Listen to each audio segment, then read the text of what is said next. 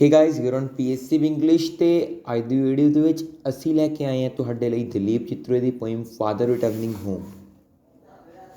ਇਹ poem class 12th ਦੀ syllabus ਦੇ ਵਿੱਚ ਇਨਕਲੂਡਡ ਹੈ ਤੇ ਅਸੀਂ ਅੱਜ ਬਹੁਤ ਹੀ ਵਧੀਆ ਤਰੀਕੇ ਦੇ ਨਾਲ ਇਸ ਪੋਇਮ ਨੂੰ ਸਮਝਾਉਣ ਜਾ ਰਹੇ ਹਾਂ।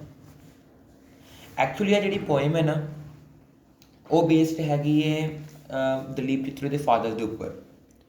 ਦਲੀਪ ਚਿੱਤਰੇ ਇਸ ਪੋਇਮ ਦੇ ਵਿੱਚ ਸਾਨੂੰ ਦੱਸਦੇ ਨੇ ਕਿ ਉਹਨਾਂ ਦੇ ਜਿਹੜੇ ਫਾਦਰ ਨੇ ਉਹ ਪੂਰਾ ਦਿਨ ਕਿੱਦਾਂ ਮਿਹਨਤ ਕਰਦੇ ਨੇ ਅਤੇ ਫਿਰ ਸ਼ਾਮ ਦੇ ਟਾਈਮ 'ਤੇ ਜਦੋਂ ਉਹ ਵਾਪਸ ਘਰ ਆਉਂਦੇ ਨੇ ਉਹਨਾਂ ਨੂੰ ਰਸਤੇ ਦੇ ਵਿੱਚ ਕਿਸ ਤਰ੍ਹਾਂ ਦਾ ਲੱਗਦਾ ਹੈ ਜਾਂ ਰਸਤੇ ਦੇ ਵਿੱਚ ਉਹਨਾਂ ਦਾ ਮਾਹੌਲ ਕਿਹੋ ਜਿਹਾ ਹੁੰਦਾ ਹੈ ਅਤੇ ਘਰ ਆ ਕੇ ਉਹਨਾਂ ਦਾ ਮਾਹੌਲ ਕਿਹੋ ਜਿਹਾ ਹੁੰਦਾ, ਉਹ ਸਭ ਕੁਝ ਜਿਹੜਾ ਸਾਨੂੰ ਉਹਨਾਂ ਨੇ ਇਸ ਪੋਇਮ ਦੇ ਰਾਹੀਂ ਦਿਖਾਉਣ ਦੀ ਕੋਸ਼ਿਸ਼ ਕੀਤੀ ਹੈ। ਆਓ ਫਿਰ ਪੋਇਮ ਵੱਲ ਦੇਖਦੇ ਹਾਂ। ਇਸ ਪੋਇਮ ਦੇ ਵਿੱਚ ਦਲੀਪ ਚਿੱਤਰੇ ਕਹਿ ਰਹੇ ਨੇ my father travels on the late evening train, ਕਿ ਮੇਰੇ ਜਿਹੜੇ ਫਾਦਰ ਨੇ ਉਹ ਜਿਹੜੀ ਦੇਰ ਸ਼ਾਮ ਜਿਹੜੀ ਟ੍ਰੇਨ ਚੱਲਦੀ ਹੈ ਉਸ ਦੇ ਵਿੱਚ ਟਰੈਵਲ ਕਰਦੇ ਨੇ। ਸਟੈਂਡਿੰਗ ਅਮੰਗ ਸਾਇਲੈਂਟ ਕੰਮਿਊਟਰਸ ਇਨ ਦਾ ਯੈਲੋ ਲਾਈਟ, ਉਹ ਜਿਹੜੇ ਨੇ ਉਹ ਸਭ ਜਿਹੜੇ ਉੱਥੇ ਟਰੈਵਲ ਕਰ ਰਹੇ ਹੁੰਦੇ ਨੇ, ਜਿਹੜੇ ਵੀ ਲੋਕ ਉੱਥੇ ਟ੍ਰੇਨ ਵਿੱਚ ਟਰੈਵਲ ਕਰ ਰਹੇ ਹੁੰਦੇ ਨੇ ਉਹਨਾਂ ਦੇ ਵਿੱਚ ਉਹ ਵੀ ਇੱਕ ਪੈਸੇਂਜਰ ਵਾਂਗ ਉੱਥੇ ਖਲੋਤੇ ਹੋਏ ਨੇ। ਕੰਮਿਊਟਰਸ ਹੁੰਦਾ ਹੈ ਜਿਹੜੇ ਲੋਕ ਰੋਜ਼ ਟਰੈਵਲ ਕਰਦੇ ਨੇ ਟ੍ਰੇਨ ਦੇ ਵਿੱਚ ਜਾਂ ਕਿਸੇ ਵੀ ਪਬਲਿਕ ਟਰਾਂਸਪੋਰਟ ਦੇ ਵਿੱਚ, ਉਹਨਾਂ ਨੂੰ ਆਪਾਂ ਕੰਮਿਊਟਰਸ ਕਹਿੰਦੇ ਹੁੰਦੇ ਹਾਂ। ਉਸ ਤੋਂ ਅਗਲੀ ਲਾਈਨ ਵਿੱਚ ਦੇਖਦੇ ਹਾਂ ਕਿ ਸਬਰਬਸ ਸਲਾਈਡ ਪਾਸਟ ਹਿਸ ਅਨਸੀਇੰਗ ਆਈਜ਼, ਕਿ ਜਿਹੜੇ ਸ਼ਹਿਰ ਦੇ ਏਰੀਆਸ ਨੇ ਉੱਥੋਂ ਦੇ ਜਿਹੜੀ ਉੱਥੋਂ ਦੀ ਝਲਕ ਜਿਹੜੀ ਟ੍ਰੇਨ 'ਚੋਂ ਦਿਖਾਈ ਦਿੰਦੀ ਹੈ, ਟ੍ਰੇਨ ਦੀ ਜਿਹੜੀ ਖਿੜਕੀ ਉਹਨਾਂ ਦੀ ਝਲਕ ਦਿਖਾਈ ਦਿੰਦੀ ਹੈ, ਉਸਦੇ ਫਾਦਰ ਉਹਨਾਂ ਵੱਲ ਦੇਖਦੇ ਨਹੀਂ। ਸਬਰਬਸ ਹੁੰਦਾ ਹੈ ਸ਼ਹਿਰ ਦੇ ਇਹ ਲਾਗੇ ਚਾਗੇ ਦੇ ਜਿਹੜੇ ਏਰੀਆਸ ਹੁੰਦੇ ਨੇ ਜਾਂ ਸ਼ਹਿਰ ਦੇ ਵਿੱਚ ਜਿਹੜੇ ਏਰੀਆਸ ਹੁੰਦੇ ਨੇ ਉਹਨਾਂ ਨੂੰ ਆਪਾਂ ਸਬਰਬਸ ਕਹਿੰਦੇ ਹਾਂ। ਹੁਣ ਇਹਨਾਂ ਏਰੀਆਸ ਨੂੰ ਕਿਉਂ ਨਹੀਂ ਦੇਖਦੇ, ਇਸ ਦਾ ਕਾਰਨ ਆ ਹੈ ਕਿ ਉਹ ਰੋਜ਼ਾਨਾ ਟਰੈਵਲ ਕਰਦੇ ਨੇ ਅਤੇ ਰੋਜ਼ਾਨਾ ਟਰੈਵਲ ਕਰਨ ਵਾਲਿਆਂ ਨੂੰ ਉਹ ਚੀਜ਼ ਜਿਹੜੀ ਉਹ ਕਾਮਨ ਜਿਹੀ ਲੱਗਦੀ ਹੈ, ਤਾਂ ਕਰਕੇ ਉਹ ਦੇਖਦੇ ਨਹੀਂ, ਇੰਨਾ ਧਿਆਨ ਨਹੀਂ ਦਿੰਦੇ ਬਾਹਰ ਦੇ ਏਰੀਆਸ ਵੱਲ।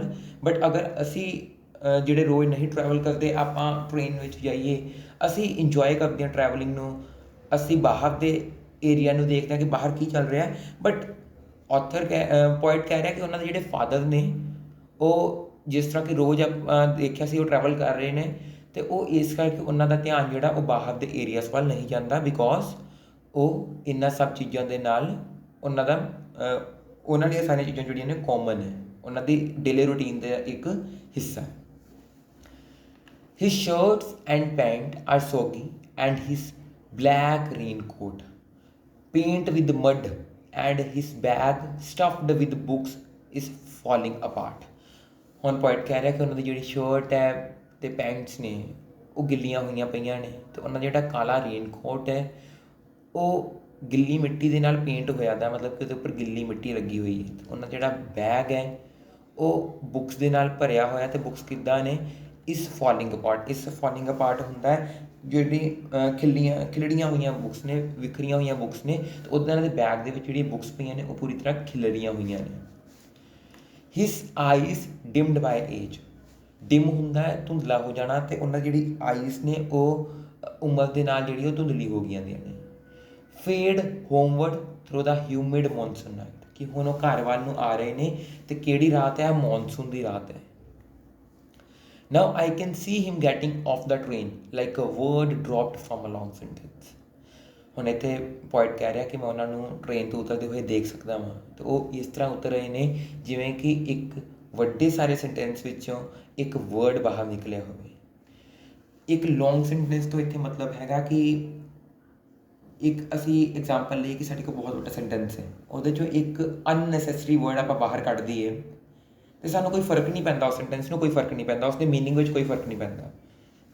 ਉਸ ਤਰ੍ਹਾਂ ਹੀ ਇਸ ਦੇ ਫਾਦਰ ਦਾ ਵੀ ਉਹਨਾਂ ਕਹਿਣ ਦਾ ਮਤਲਬ ਹੈ ਕਿ ਉਸਦੇ ਫਾਦਰ ਦਾ ਵੀ ਟ੍ਰੇਨ ਦੇ ਵਿੱਚ ਕਿਸੇ ਦੇ ਨਾਲ ਹੈਲੋ ਹਾਏ ਜਾਂ ਬੋਲਚਾਲ ਨਹੀਂ ਸੀ ਹੈਗਾ, ਜਿਸ ਦੇ ਕਾਰਨ ਇੰਝ ਲੱਗ ਰਿਹਾ ਸੀਗਾ ਕਿ ਉਹ ਇੱਦਾਂ ਬਾਹਰ ਆਏ ਕਿ ਜਿਵੇਂ ਇੱਕ ਵੱਡੇ ਸਾਰੇ ਸੈਂਟੈਂਸ ਵਿੱਚ ਇੱਕ ਅਨਨੈਸੈਸਰੀ ਵਰਡ ਬਾਹਰ ਨਿਕਲਦਾ, ਮਤਲਬ ਕਿ ਉਹਨਾਂ ਦੇ ਟ੍ਰੇਨ 'ਚੋਂ ਬਾਹਰ ਨਿਕਲਣ ਨਾਲ ਕਿਸੇ ਨੂੰ ਕੋਈ ਫਰਕ ਨਹੀਂ ਪਿਆ, ਕਿਉਂਕਿ ਅਸੀਂ ਦੇਖਿਆ ਨਾ ਹੀ ਉਹਨਾਂ ਨੂੰ ਟ੍ਰੇਨ 'ਚੋਂ ਨਿਕਲਦੇ ਵਕਤ ਕਿਸੇ ਨੇ ਬਾਏ ਕਿਹਾ, ਨਾ ਹੀ ਉਹਨਾਂ ਨਾਲ ਕਿਸੇ ਨੇ ਹੱਥ ਮਿਲਾਇਆ। ਇਸ ਦਾ ਮਤਲਬ ਸੀਗਾ ਕਿ ਰੋਜ਼ ਟਰੈਵਲ ਕਰਨ ਵਾਲਿਆਂ ਦੇ ਨਾਲ ਵੀ ਉਹਨਾਂ ਦਾ ਕੋਈ ਵੀ ਮੇਲ ਵਿਲਾਪ ਨਹੀਂ ਸੀ ਹੁੰਦਾ। He hurries across the length of the great platform, crosses the railway line, enters the lane. ਹੁਣ ਉਹ ਜਲਦੀ ਜਲਦੀ ਨਾਲ ਪਲੈਟਫਾਰਮ ਨੂੰ ਪਾਰ ਕਰਦੇ ਨੇ, ਰੇਲਵੇ ਲਾਈਨ ਨੂੰ ਕ੍ਰੋਸ ਕਰਦੇ ਨੇ ਅਤੇ ਗਲੀ ਦੇ ਵਿੱਚ ਐਂਟਰ ਹੋ ਜਾਂਦੇ ਨੇ। His chappals are sticky with mud but he hurries onward. ਹੁਣ ਉਹਨਾਂ ਦੀ ਜਿਹੜੀ ਚੱਪਲਸ ਨੇ ਉਹ ਉਹਦੇ ਉੱਪਰ ਗਿੱਲੀ ਮਿੱਟੀ ਲੱਗੀ ਹੋਈ ਹੈ, ਪਰ ਉਹਨਾਂ ਨੂੰ ਘਰ ਦੇ ਅੰਦਰ ਜਾਣ ਦੀ ਬਹੁਤ ਹੀ ਜ਼ਿਆਦਾ ਜਲਦੀ ਹੈ। ਹੋਮ ਅਗੇਨ, ਹੁਣ ਉਹ ਵਾਪਿਸ ਘਰ ਆ ਚੁੱਕੇ ਨੇ। ਆਈ ਸੀ ਹਿਮ ਡਰਿੰਕਿੰਗ ਵੀਕ ਟੀ, ਈਟਿੰਗ ਅ ਸਟੀਲ ਚਪਾਤੀ, ਰੀਡਿੰਗ ਅ ਬੁੱਕ। ਹੁਣ ਇੱਥੇ ਪੋਇਟ ਕਹਿ ਰਿਹਾ ਹੈ ਕਿ ਉਹਨਾਂ ਨੇ ਦੇਖਿਆ ਕਿ ਉਸਦੇ ਜਿਹੜੇ ਫਾਦਰ ਨੇ ਉਹ ਵੀਕ ਟੀ ਪੀ ਰਹੇ ਨੇ। ਵੀਕ ਟੀ ਦਾ ਮਤਲਬ ਹੁੰਦਾ ਹੈ ਜਿਹੜੇ ਆਪਾਂ ਹਿੰਦੁਸਤਾਨੀ ਲੋਕ ਜਾਂ ਅਸੀਂ ਚਾਹ ਪੀਂਦੇ ਹਾਂ ਜਿਸ ਦੇ ਵਿੱਚ ਦੁੱਧ ਪੈਂਦਾ ਹੈ ਅਤੇ ਦੁੱਧ ਦੇ ਨਾਲ ਜਿਹਦੇ ਵਿੱਚ ਪਾਣੀ ਪੈਂਦਾ ਹੈ, ਉਸ ਨੂੰ ਇੱਥੇ ਵੀਕ ਟੀ ਕਿਹਾ ਗਿਆ ਹੈ। ਅਤੇ ਉਹਨਾਂ ਨੇ ਵੀਕ ਟੀ ਪੀਤੀ। ਈਟਿੰਗ ਅ ਸਟੀਲ ਚਪਾਤੀ, ਸਟੀਲ ਚਪਾਤੀ ਹੁੰਦੀ ਹੈ ਬਾਸੀ ਰੋਟੀ। ਰੀਡਿੰਗ ਅ ਬੁੱਕ, ਅਤੇ ਉਹਨਾਂ ਨੇ ਫਿਰ ਬੁੱਕ ਰੀਡ ਕਰਨੀ ਸਟਾਰਟ ਕਰ ਦਿੱਤੀ ਆਪਣਾ ਟਾਈਮ ਪਾਸ ਕਰਨ ਵਾਸਤੇ। ਹੁਣ ਇੱਥੋਂ ਸਾਨੂੰ ਸਮਝ ਆਉਂਦਾ ਕਿ ਉਹਨਾਂ ਦੇ ਘਰ ਵਿੱਚ ਕੋਈ ਕੇਅਰ ਨਹੀਂ ਸੀ ਕਰਦਾ, ਕਿ ਉਹਨਾਂ ਨੂੰ ਆਉਂਦੇ ਹੀ ਬਾਸੀ ਰੋਟੀ ਖਾਣ ਨੂੰ ਮਿਲਦੀ ਹੈ, ਵੀਕ ਟੀ ਪੀਣ ਨੂੰ ਮਿਲਦੀ ਹੈ, ਅਤੇ ਨਾ ਹੀ ਉਹਨਾਂ ਨਾਲ ਕੋਈ ਗੱਲਬਾਤ ਕਰਨ ਵਾਲਾ ਹੈ, ਜਿਸ ਕਾਰਨ ਉਹਨਾਂ ਨੂੰ ਆਉਂਦੇ ਹੀ ਬੁੱਕ ਪੜ੍ਹਨ ਦੀ ਜ਼ਰੂਰਤ ਪੈ ਗਈ ਆਪਣਾ ਟਾਈਮ ਪਾਸ ਕਰਨ ਵਾਸਤੇ। ਹੁਣ ਅੱਗੇ ਦੇਖਦੇ ਹਾਂ। He goes into the toilet to contemplate. ਹੁਣ ਉਹ ਟੋਇਲਟ ਵਿੱਚ ਜਾਂਦੇ ਨੇ ਕੰਟੈਂਪਲੇਟ ਲਈ। ਕੰਟੈਂਪਲੇਟ ਹੁੰਦਾ ਹੈ ਕੁਝ ਸੋਚਣ ਵਾਸਤੇ। ਹੁਣ ਕੀ ਸੋਚਦੇ ਨੇ? Man's estrangement from a man made world, ਕਿ ਇੱਕ ਬੰਦੇ ਦੀ ਆਪਣੇ ਹੀ ਬਣਾਏ ਗਏ ਵਰਲਡ ਦੇ ਨਾਲ ਕਿੰਨੀ ਅਨਫਰੈਂਡਲੀ ਜੀ ਨੇਚਰ ਹੈ। ਐਸਟ੍ਰੇਂਜਮੈਂਟ ਹੁੰਦਾ unfriendly. Coming out he trembles at the sink. ਹੁਣ ਉਹ ਬਾਹਰ ਆਉਂਦੇ ਹੀ ਸਿੰਕ ਦੇ ਉੱਪਰ ਟਰੈਂਬਲ ਕਰਦੇ ਨੇ, ਅਤੇ ਟਰੈਂਬਲ ਹੁੰਦਾ ਘਬਰਾਉਣਾ, ਅਤੇ ਉਹ ਹੁਣ ਆਉਂਦੇ ਹੀ ਘਬਰਾ ਜਾਂਦੇ ਨੇ ਸਿੰਕ ਦੇ ਉੱਪਰ। ਉਹ ਸੋਚਦੇ ਹੋਣਗੇ ਕਿ ਉਹਨਾਂ ਨਾਲ ਕੋਈ ਗੱਲਬਾਤ ਕਰਨ ਵਾਲਾ ਨਹੀਂ ਹੈਗਾ, ਉਹਨਾਂ ਦੀ ਕੋਈ ਕੇਅਰ ਕਰਨ ਵਾਲਾ ਨਹੀਂ ਹੈਗਾ। ਦ ਕੋਲਡ ਵਾਟਰ ਰਨਿੰਗ ਓਵਰ ਹਿਸ ਬਰਾਊਨ ਹੈਂਡਸ। ਹੁਣ ਜਿਹੜਾ ਠੰਡਾ ਪਾਣੀ ਸੀਗਾ, ਉਹ ਵਾਸ਼ ਬੇਸਿਨ ਦੇ ਉੱਪਰ ਖਲੋਤੇ ਹੋਏ ਨੇ, ਅਤੇ ਉਹ ਵਾਸ਼ ਬੇਸਿਨ ਦੇ ਉੱਪਰ ਜਿਹੜਾ ਟੂਟੀ 'ਚੋਂ ਠੰਡਾ ਪਾਣੀ ਨਿਕਲ ਰਿਹਾ, ਉਹਨਾਂ ਦੇ ਸਾਂਵਲੇ ਹੱਥਾਂ ਦੇ ਉੱਪਰ ਡਿੱਗ ਰਿਹਾ। A few droplets cling to the grey hairs on his wrist. ਹੁਣ ਕੁਝ ਜਿਹੜੀ ਡ੍ਰੌਪ ਸੀਗੀਆਂ ਪਾਣੀ ਦੀਆਂ, ਉਹਨਾਂ ਦੇ ਰਿਸਟ 'ਤੇ ਜਿਹੜੇ ਵਾਲ ਹੁੰਦੇ ਨੇ ਉਹਦੇ 'ਤੇ ਆ ਕੇ ਲੱਗ ਜਾਂਦੀਆਂ ਨੇ, ਕਲਾਈ ਦੇ ਵਾਲਾਂ 'ਤੇ ਆ ਕੇ ਲੱਗ ਜਾਂਦੀਆਂ ਨੇ। His sullen children have often refuse to share jokes and secrets with him. ਉਹਦੇ ਜਿਹੜੇ ਹੁਣ ਫਾਦਰ ਦੇ ਜਿਹੜੇ ਜਿੱਦੀ ਬੱਚੇ ਸੀਗੇ, ਉਹਨਾਂ ਨੇ ਕਾਫੀ ਵਾਰੀ ਉਹਨਾਂ ਨੂੰ ਜੋਕ ਸੁਣਾਉਣ ਤੋਂ ਜਾਂ ਮਜ਼ਾਕ ਕਰਨ ਤੋਂ ਜਾਂ ਆਪਣੇ ਸੀਕਰੇਟਸ ਦੱਸਣ ਤੋਂ ਮਨਾ ਕਰ ਦਿੱਤਾ ਹੋਇਆ ਸੀ। ਸਲਨ ਦਾ ਮਤਲਬ ਹੁੰਦਾ ਜਿੱਦੀ। ਅਤੇ ਇਸ ਕਾਰਨ ਹੁਣ ਕੀ ਹੋਇਆ ਕਿ he will now go to sleep, listen to static on the radio. ਹੁਣ ਇਸ ਕਰਕੇ ਉਹ ਸੌਣ ਲਈ ਜਾਣਗੇ ਅਤੇ ਸਟੇਟਿਕ ਸੁਣਨਗੇ, ਸਟੇਟਿਕ ਸਾਊਂਡ ਸੁਣਨਗੇ ਰੇਡੀਓ ਦਾ। ਸਟੇਟਿਕ ਸਾਊਂਡ ਜਿਹੜਾ ਖਰਾਬ ਜਿਹਾ ਸਾਊਂਡ ਨਿਕਲਦਾ ਰੇਡੀਓ ਤੋਂ, ਤੁਹਾਨੂੰ ਇੱਥੇ ਸੁਣਨ ਨੂੰ ਮਿਲੇਗਾ ਹੁਣ। ਬਿਲਕੁਲ ਇਸ ਤਰ੍ਹਾਂ ਦਾ ਜਿਹੜਾ ਆਵਾਜ਼ ਹੁੰਦੀ ਹੈ ਨਾ ਰੇਡੀਓ ਦੀ, ਉਸ ਨੂੰ ਸਟੇਟਿਕ ਸਾਊਂਡ ਕਹਿੰਦੇ ਨੇ। ਅਤੇ ਹੁਣ ਇਸ ਤੋਂ ਬਾਅਦ ਕੀ ਹੁੰਦਾ? Dreaming of his ancestors and grand children. ਹੁਣ ਇਸ ਤੋਂ ਬਾਅਦ ਉਹ ਸੁਪਨੇ ਲੈਂਦੇ ਨੇ ਆਪਣੇ ਐਨਕੈਸਟਰਸ ਦੇ, ਗ੍ਰੈਂਡ ਚਿਲਡਰਨ ਦੇ। ਐਨਕੈਸਟਰਸ ਹੁੰਦਾ ਪੂਰਵਜ, ਅਤੇ ਗ੍ਰੈਂਡ ਚਿਲਡਰਨ ਤਾਂ ਤੁਹਾਨੂੰ ਪਤਾ ਹੀ ਹੈ, ਪੋਤੇ ਦੋਤਿਆਂ ਨੂੰ ਕਹਿੰਦੇ ਆ, ਜਿਹੜੇ ਬੱਚਿਆਂ ਦੇ ਬੱਚੇ ਹੁੰਦੇ ਉਹਨਾਂ ਨੂੰ ਕਹਿੰਦੇ ਨੇ।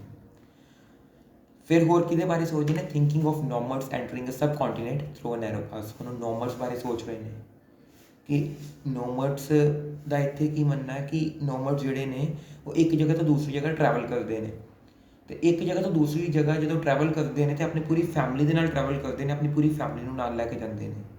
ਤਾਂ ਇਸ ਕਰਕੇ ਇੱਥੇ ਨੋਮਡਸ ਦਾ ਜ਼ਿਕਰ ਹੋਣ ਡਿਆ ਕਿ ਨੋਮਡਸ ਜਿੱਥੇ ਵੀ ਜਾਂਦੇ ਆਪਣੀ ਫੈਮਿਲੀ ਦੇ ਨਾਲ ਰਹਿੰਦੇ ਨੇ, ਅਤੇ ਇਹਨਾਂ ਨੂੰ ਆਪਣੀ ਫੈਮਿਲੀ ਨਸੀਬ ਨਹੀਂ ਹੋਣ ਡੇ ਇੱਥੇ। ਆਸ਼ਾ ਕਰਦਾ ਹਾਂ ਕਿ ਤੁਹਾਨੂੰ ਪੁਆਇੰਟ ਸਮਝ ਆ ਗਈ। ਦੇਖਣ ਲਈ ਧੰਨਵਾਦ।